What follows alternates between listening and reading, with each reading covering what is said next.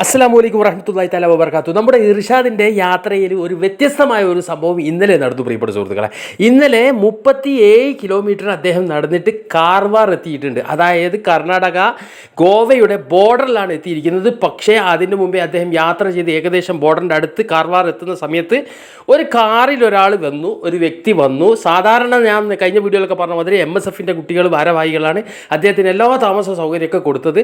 അദ്ദേഹം ഒറ്റയ്ക്ക് തനിച്ച് നടക്കുന്ന സമയത്ത് കാർവാറിൻ്റെ അടുത്ത് വെച്ചിട്ട് ഒരു കാറുകാരൻ വന്ന് നിർത്തി. അയാൾ ചോദിച്ചു, അദ്ദേഹത്തിൻ്റെ മനസ്സിലുള്ള കാര്യം, സന്തോഷത്തിൻ്റെ ഒരു വിവരമാണ് ഞാൻ നിങ്ങളെ അറിയിക്കാൻ ഉദ്ദേശിക്കുന്നത്. അദ്ദേഹം ചോദിച്ചു, നിങ്ങൾ എന്താണ്? അദ്ദേഹത്തിൻ്റെ പുറത്ത്, ഇർഷാദിൻ്റെ പുറത്ത് എഴുതിയിട്ടുണ്ടല്ലോ ഇന്ന് യാത്ര ചെയ്യുക എന്നുള്ളത്.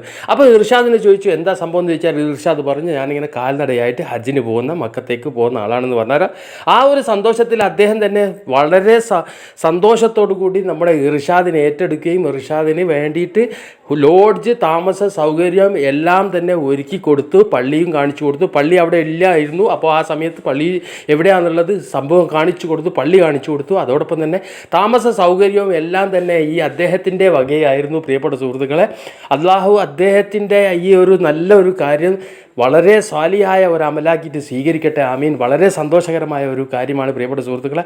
ഇർഷാദും എപ്പോഴും നമ്മുടെ ഇർഷാദിൻ്റെ അപ്ഡേറ്റ്സ് പറയുന്ന സമയത്ത് ഇർഷാദും ദുആ ചെയ്യാൻ വേണ്ടി പറയുന്നുണ്ട്.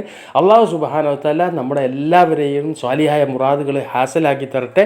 ആമീൻ എന്ന് ഈ അവസരത്തിൽ പ്രത്യേകം പ്രാർത്ഥിക്കുകയാണ്. നിങ്ങളുടെ ആമീന് കഴിയുമെങ്കിൽ കമൻറ്റ് ബോക്സിൽ രേഖപ്പെടുത്തണമെന്ന് പറഞ്ഞുകൊണ്ട് നിർത്തുകയാണ്. അസ്സലാമു അലൈക്കും വറഹ്മത്തുള്ളാഹി തആല വബറകാതുഹു.